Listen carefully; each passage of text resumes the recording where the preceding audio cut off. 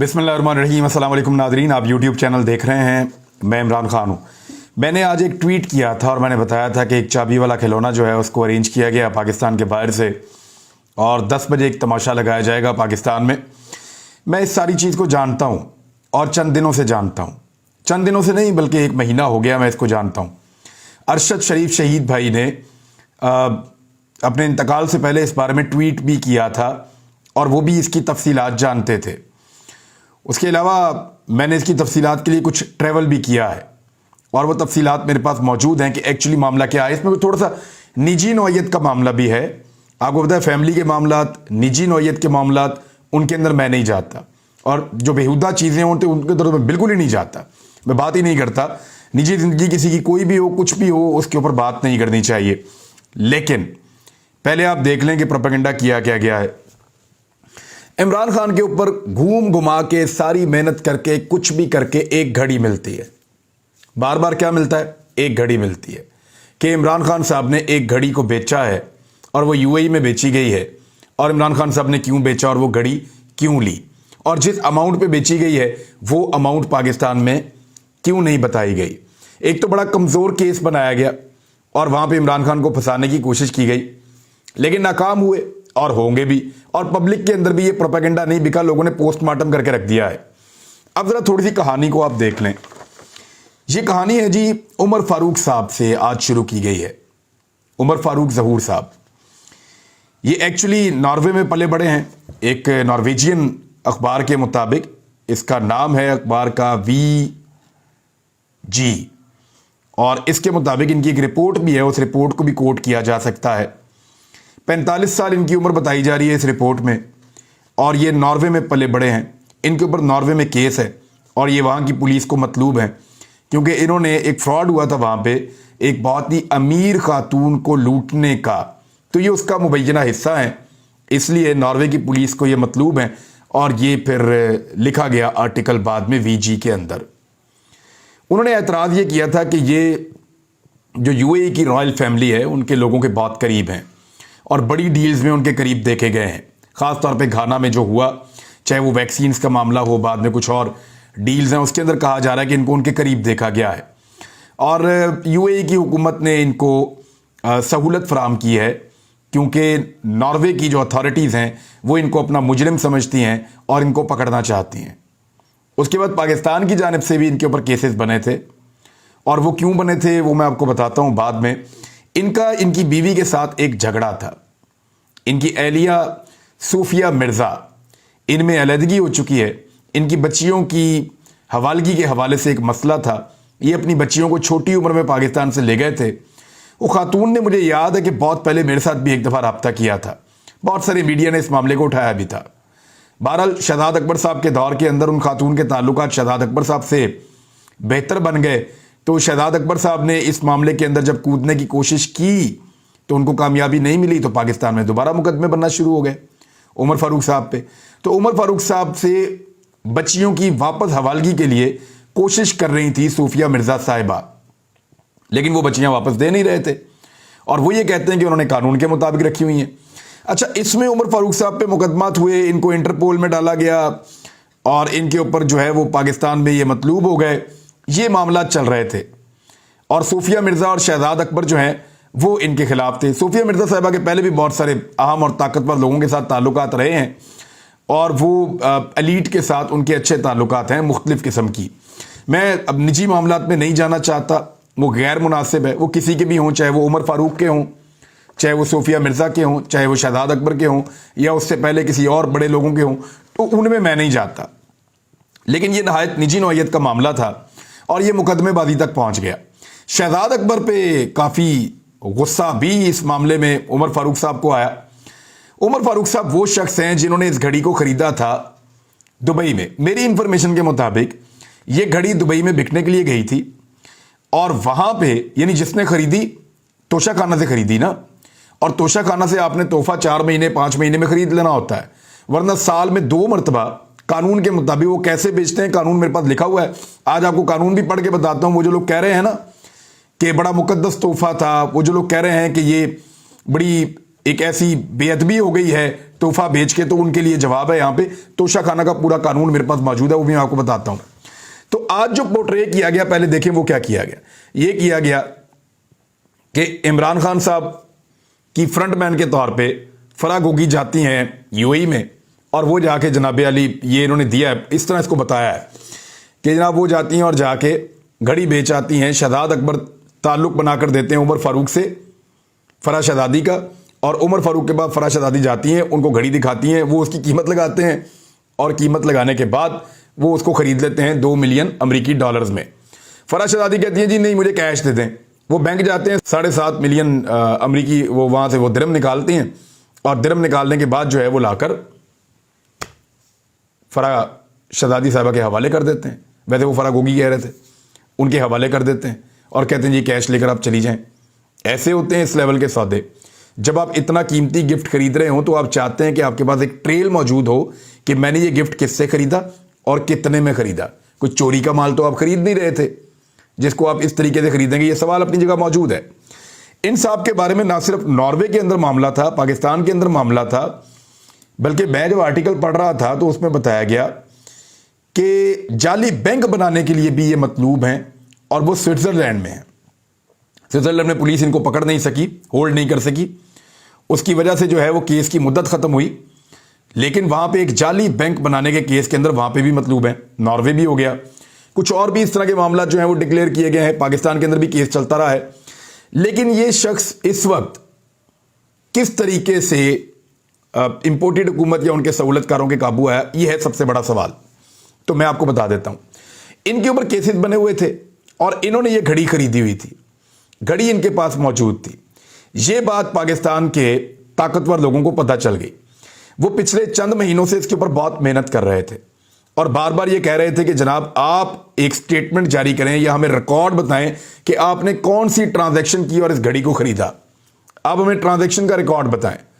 تو اس پہ ان کے پاس ٹرانزیکشن کا ریکارڈ تو تھا نہیں جو یہ دکھاتے, یا وہ مطلوبہ ٹرانزیکشن جس کے بارے میں بات کر رہے ہیں کہ آپ نے بہت زیادہ پیسوں میں گھڑی خریدی ہے, تو وہ تو بینک کا ریکارڈ ہونا چاہیے تھا, وہ تھا نہیں. تو پھر اب ایک ایفیڈیوٹ تیار کروایا گیا ہے. میری اطلاع کے مطابق مبینہ طور پہ ایک ایفیڈیوٹ تیار کروایا گیا ہے جس میں ان کی جانب سے یہ لکھا گیا ہے کہ مجھے شہزاد اکبر نے انٹروڈیوس کیا فرح شہزادی سے, اور شہزاد اکبر میرے دوست ہیں, مجھے ملتے ملاتے رہے ہیں, جبکہ شہزاد اکبر نے کیٹیگوریکلی ڈینائی کر دیا ہے کہ میں ان کو کبھی نہیں ملا. اگر ملے ہیں تو وہ لے ہیں فوٹو شوٹو چیزیں سامنے لے کر آئیں, کوئی ویڈیو بنا کر سامنے لے ہیں, یا بتائیں کوئی CCTV نکالیں, بتائیں جی شہزاد اکبر سے میں ملتا رہا ہوں, میرا ان کے ساتھ تعلق ہے.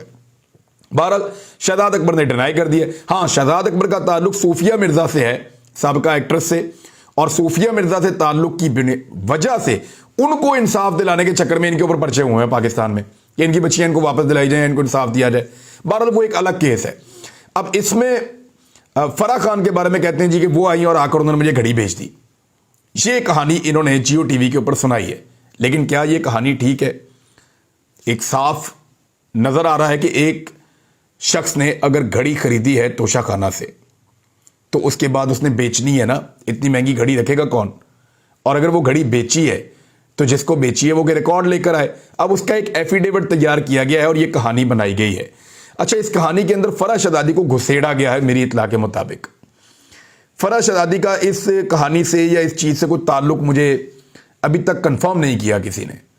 وہ کوئی اور شخصیت ہے جس کا نام ابھی نہیں لیا جا رہا اور آنے والے وقت میں شاید نام آ جائے گا. لیکن عمر فاروق کو کیا ملا اس سارے کھیل کے اندر, اور اس سے پہلے انہوں نے کبھی اس کا ذکر کیوں نہیں کیا؟ یہ ایک بڑا سوال ہے اور اس سوال کا جواب بڑا سادہ ہے. عمر فاروق صاحب کا معاملہ یہ ہے کہ ان کے اوپر پاکستان میں کیسز تھے. ایک تو ان کے وہ کیسز ختم کیے گئے, دوسرا اس حکومت نے فوری طور پہ ان کو فیسیلیٹیٹ کرتے ہوئے پچھلے مہینے یعنی اکتوبر کے اندر جو ان کا ایک نام پڑا ہوا تھا انٹرپول کے اندر وہ بھی ان کا نکلوایا, تو یہ بہت فائدہ دیا گیا. اور دوسرا یہاں پہ میرے پاس کی ڈیٹیل موجود ہے کہ شہزاد اکبر پہ اور صوفیہ مرزا کے اوپر مقدمات بھی درج کروائے گئے. یعنی اسلام آباد پولیس نے فائل کیا ہے کیس شہزاد اکبر اور صوفیہ مرزا کے خلاف, اور یہ 22 اکتوبر کو ہوا ہے, یعنی بالکل ایک مہینہ بھی نہیں ہوا ابھی اس کیس کو. یہ ساری فارمیلٹیز پوری کر کے سہولت فراہم کر کے عمر فاروق صاحب کو پاکستان کے اندر دی گئی, جس کے بدلے میں عمر فاروق صاحب یعنی پہلے ان کو اوپر پرچے ہو رہے تھے، اب ان کے مخالفین پہ پرچے ہو رہے ہیں، اور مخالفین پہ جب پرچے ہو رہے ہیں، جب ان کے اپنے مقدمات خارج ہو رہے ہیں، جب ان کا نام انٹرپول میں سے نکل رہا ہے، تو جو لوگ ان کی مدد کر رہے ہیں، یہ بہت طاقتور آدمی ہے اسلام آباد کا جو مدد کر رہا ہے، دبئی میں بھی ان کا ایک بہت طاقتور آدمی موجود ہے جو یہ ساری ڈیل اور یہ ساری چیزیں کر رہا ہے، تو آپ سمجھ جائیں پھر یہ چیز کیسے ہوئی ہے اور کیسے کرنے کی کوشش کی گئی ہے۔ اور اب اس آدمی کو جو بھی کہا گیا اس نے آ کر بول دیا، اور انٹرویو کو دیکھ کر بڑا صاف نظر آ رہا تھا کہ ایسا لگتا تھا ایک اسکرپٹ ہے اور اسکرپٹ کے مطابق چل رہے ہیں، یعنی جو پہلے سے طے ہے کہ یہ سوال ہوگا یہ جواب ہوگا، یہ سوال ہوگا یہ جواب ہوگا، ہم نے یہ کہانی بنا کے لوگوں کو اس طریقے سے بتانی ہے، لیکن یہ کہانی بھی پٹ گئی، اس میں نکلا ہی کچھ نہیں، کیونکہ بے شمار لوگوں کے ساتھ تصویریں نکل آئیں عمر فاروق صاحب کی، اور وہ تصاویر نکلیں وہ اس وقت جو امپورٹڈ حکومت ہے اس کے بہت قریبی لوگ ہیں، کچھ آفیسرز کی بھی آ رہی ہیں، کچھ لوگوں نے فیک بھی بنائی ہوگی، لیکن بیشتر تصاویر اور ویڈیوز جو ہیں وہ سامنے آ چکی ہیں۔ اب آپ یہ دیکھیں توشہ خانہ کا قانون کیا کہتا ہے۔ یہ قانون باقاعدہ موجود ہے، اور اس کو جناب قانون کو کہتے ہیں کہ procedure for the acceptance and disposal of gifts. یہ گورنمنٹ آف پاکستان کا کیبنٹ سیکریٹریٹ کیبنٹ ڈویژن کا یہ پیپر میرے پاس موجود ہے، اور یہ ہے جی دسمبر 2018 والا۔ یعنی یہ کہتا ہے کہ تمام تحائف جو لیے جائیں گے وہ cabinet division government of Pakistan میں وہاں آگاہ کیا جائے گا۔ تمام تحائف کے بارے میں آگاہ کرنا اتھارٹیز کی ذمہ داری ہے، اور یہ ذمہ داری جو ہے وہ chief protocol ministry of foreign affairs کا آفیسر یا ان کا جو نمائندہ جو دورے سے منسلک ہوگا وہ یہ ذمہ داری ادا کرے گا۔ اگر کوئی کیش دے گا تو اس سے انکار کر دیا جائے گا، لیکن اگر وہ پھر بھی نہ مانے اور آپ کو کیش دینا چاہے کوئی بیرون ملک سے، تو آپ اس کو فوراً سرکاری خزانے میں جمع کروائیں گے۔ صدر مملکت یا سربراہ جو ہے وہ ہیڈ آف دا گورنمنٹ، یہ وہ لوگ ہوں گے جو یہ تحائف لے سکتے ہیں، باقی لوگ انکار کریں گے، لیکن اس کے باوجود اگر ان کو دیے جائیں تحائف تو وہ توشہ خانہ میں جمع کروا دیے جائیں گے۔ کابینہ ڈویژن جو ہے وہ تحفے کی قیمت کا تعین کرے گی، اس کا ایک پورا طریقہ کار موجود ہے، اور اس کا ایک بجٹ بھی رکھا گیا ہے کہ یہ بجٹ لگایا جائے گا کہ اس میں آپ پتہ کر سکتے ہیں کہ تحفے کی قیمت کیا ہے۔ 30,000 روپے تک کا تحفہ جو ہے وہ کوئی بھی ویسے ہی رکھ سکتا ہے، لیکن اس سے اوپر کا تحفہ لینے کے لیے عمران خان صاحب کے نئے قانون کے مطابق 50% رقم ادا کرنی پڑے گی۔ اچھا، قیمت ادا کرنے اور تحفہ لینے کے لیے 4 مہینے کی ایک ڈیڈ لائن بھی رکھی گئی ہے، 8ویں شق کے اندر، 7ویں یا 8ویں شق کے اندر، اور اس کا 10واں نقطہ بہت امپورٹنٹ ہے۔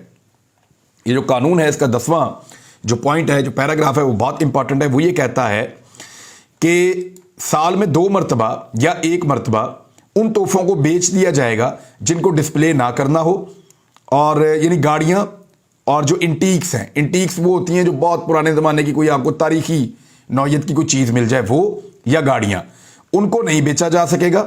باقی جو تحفے ہیں جن کو کسی جگہ پہ سجایا نہیں جا سکتا، ان تحفوں کو بیچنے کے لیے سال میں 1 مرتبہ یا 2 مرتبہ وہ باقاعدہ سیل کی جائے گی، اور پہلے تخمینہ لگایا جائے گا قیمت کا، اور اس کے لیے جو کیبنٹ ڈویژن ہے وہ بندوبست کر کے دے گی۔ حکومت پاکستان کے زیر نگرانی ان تحفوں کو سیل کر دیا جائے گا، اور سیل کر کے لوگ اس کا بھیجتے ہیں، وہ ایک بڈ بھیجتے ہیں، اس کی بنیاد کے اوپر یہ سیل ہو جاتے ہیں۔ بہت سارے تحفے بہت مرتبہ سیل ہوئے ہیں۔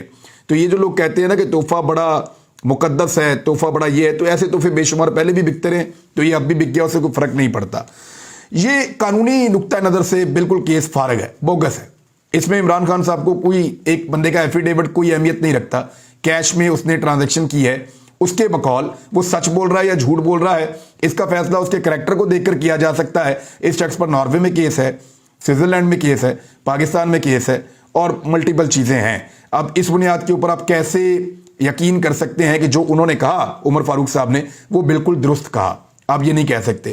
اور بیچ میں جو ایک نجی قسم کی سٹوری ہے وہ اتنی گندی ہے، وہ میں اگر آپ کو بتاؤں گا تو آپ کو ساری کہانی سمجھ آ جائے گی، میں اس میں جانا نہیں چاہتا۔ اب آج ایک اور خبر ہے، اور یہ ڈان پہ دی گئی ہے، اور خبر جو ہے ریاض الحق صاحب نے بریک کی ہے۔ یہ خبر آپ کو کہیں اور ابھی میں نے نہیں پڑھی اور مجھے نہیں ملی، لیکن یہ بڑی عجیب چیز ہو رہی ہے۔ آرمی چیف کئی مرتبہ کہہ چکے ہیں کہ وہ ریٹائرمنٹ لینے والے ہیں، اور وہ ریٹائرمنٹ لے کر جا رہے ہیں، لیکن کابینہ کی کمیٹی برائے قانون سازی، جس کو CCLC بھی آپ کہتے ہیں، اس کمیٹی نے آرمی ایکٹ 1952 کے اندر ترامیم تجویز کی ہیں، اور اگر وہ جو فیصلہ انہوں نے کیا ہے کہ ترامیم کی جائیں، یہ کیبنٹ میں جائیں اور اس کے بعد قومی اسمبلی اور سینٹ سے اس کو پاس کر لیا جائے یا یہ ترمیم کر لی جائے، آرمی ایکٹ 1952 کے اندر یہ تبدیلی کر دی جائے، تو پھر جو ہے وہ اس کے کچھ سیکشنز ہیں، اور خاص طور پہ جو سیکشنز ہیں اس خبر کے مطابق وہ ان کا تعلق جو ہے وہ ری اپوائنٹمنٹ یا आर्मी चीफ की एक्सटेंशन इस हवाले से है। आर्मी चीफ तो कह चुके हैं कि वो एक्सटेंशन नहीं लेना चाहते, बल्कि वो रिटायरमेंट लेंगे, और बार बार इसका अनाउंसमेंट भी किया गया है।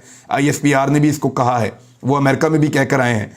लेकिन फिर भी जो किया जा रहा है वो मैं आपको बता देता हूं कि आर्मी चीफ की जो एक्सटेंशन वाला मामला है उसमें एक लफ्ज मौजूद है जिसको रीअपॉइंटमेंट किया गया था जब अदालत में केस चला था इमरान खान साहब के दौरे हुकूमत में।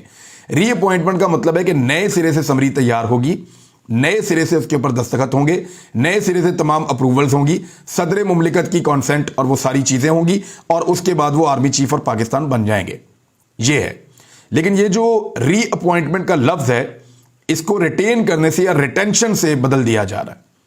यानी ये जो कोशिश की जा रही है काबीना की कमेटी बराए कानून साजी के अंदर जो चीज आई है, जिसको कानून बदलने की कोशिश की जा रही है आर्मी एक्ट 1952 में, वो ये है कि जो रीअपॉइंटमेंट का लफ्ज है उसको रिटेंशन में बदल दिया जाए, यानी लफ्ज तैनाती को लफ्ज बरकरार रखने में बदल दिया जाए।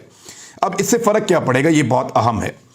इससे फर्क ये पड़ेगा कि अगर prime minister of Pakistan reappointment करते हैं तो पूरे कानूनी प्रोसीजर को फॉलो करना पड़ेगा, जैसे कि एक नए आर्मी चीफ को तैनात किया जाता है। उसमें सदर का दफ्तर इन्वॉल्व होगा, बहुत सारे दफातर इन्वॉल्व होंगे, समरी तैयार होगी, नाम आएंगे, उनके अंदर से चुना जाएगा, अप्रूवल दी जाएगी, वो पूरा एक प्रोसीजर होगा। और सदर आरिफ अलवी जो है उनका ताल्लुक आपको पता है पाकिस्तान तहरीक इंसाफ से है। तो अगर रिटेंशन से बदल दिया जाता है रीअपॉइंटमेंट का लफ्ज, तो फिर प्राइम मिनिस्टर ऑफ पाकिस्तान यानी शहबाज शरीफ साहब को यह इख्तियार मिल जाएगा कि वो सादा एक लाइन का नोटिफिकेशन जारी करेंगे जिसमें वो ये कह सकते हैं कि prime minister of Pakistan is please to retain chief of the army staff general Qamar Javed Bajwa for a period of, और वो अपना पीरियड बता देंगे। तो इस तरह जनरल कमर जावेद बाजवा साहब को एक्सटेंशन मिल सकती है सिर्फ शहबाज शरीफ साहब की एक लाइन लिखने से। अब ये इस वक्त ये चीजें क्यों हो रही हैं, ये सोचने वाली बात है। वैसे अब तक के लिए इतना ही। अपना ख्याल रखिएगा, अपने इस चैनल का भी। अल्लाह हाफ़िज़।